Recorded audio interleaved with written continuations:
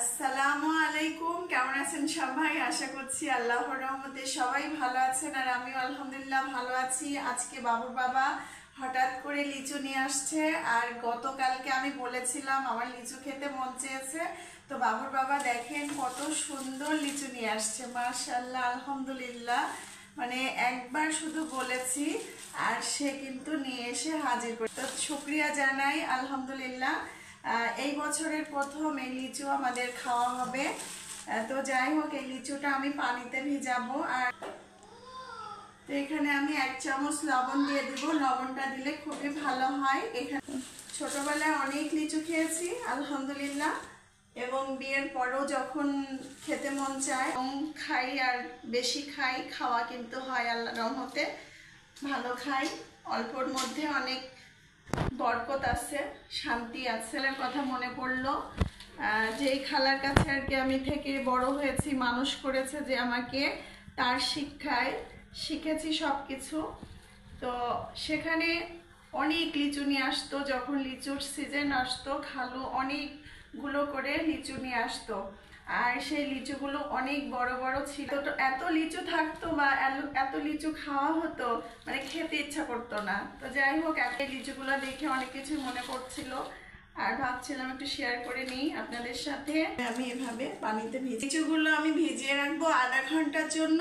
আধা ঘন্টা ভিজানোর পরে এই লিচুটা আমি, ফরমালিন যদি থাকে এই লিচুতে সেটা কিন্তু অনেকটাই দূর হয়ে যাবে এই লবণ পানিতে। তো যাই হোক, আমরা কিন্তু জানি না বাজারের ফলগুলোতে কি কি দাম। তো আমি আজকে লবণ দিয়ে ভিজিয়েছি, আপনারা কিন্তু ভিনেগারটা দিয়েও বা সিরকা দিয়েও এটা ভিজিয়ে রাখতে পারেন, সেটাও খুব ভালো হয়। তো এভাবে যদি খাই আমরা, তো কিছুটা হলেও একটা ভালো ফল খেতে পারবো।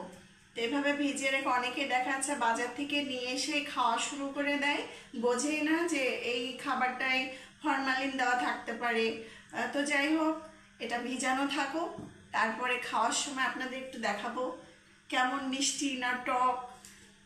তারপরে তো এই তো আধা ঘন্টা পরে এখন আমি লিচুটাকে ভালো করে ধুয়ে ঝুড়িতে তুলে রাখছি।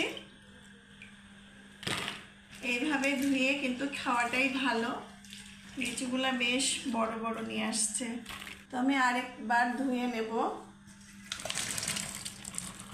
যে কোনো ফল বাজার থেকে কিনে নিয়ে আসলে এইভাবে ভিজিয়ে কিন্তু আধা ঘন্টা বা 1 ঘন্টা ভিজিয়ে রাখলে, যে কোনো ফরমালিন যদি ফলে দেওয়া থাকে, তো সেখান থেকে আমরা কিছুটা হলেও ফরমালিন মুক্ত খাবারটা বা ফলটা খেতে পারি। তো এখন তুলে নিচ্ছি, ধোয়া হয়ে গেছে। তো ধোয়া হয়ে গেল, এখন আমি এটা একটু খেয়ে দেখবো যেটা টক না মিষ্টি বাবুর বাবা নিয়ে আসছে।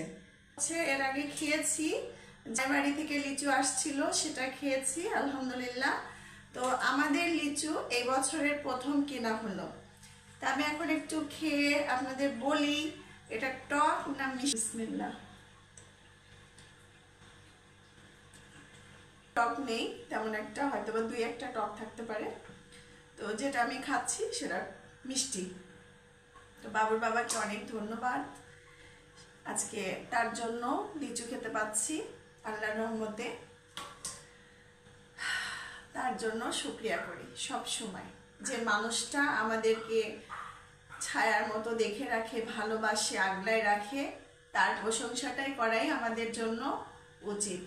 আল্লাহ তাআলা তো আমাদের দেখেই রাখেন, আর হিল্লা হিসাবে যার কাছে আছি তার প্রশংসা আরো বেশি করতে হয়। আজকে এই পর্যন্তই, সবাই ভালো থাকবেন আর আমাদের জন্য দোয়া করবেন।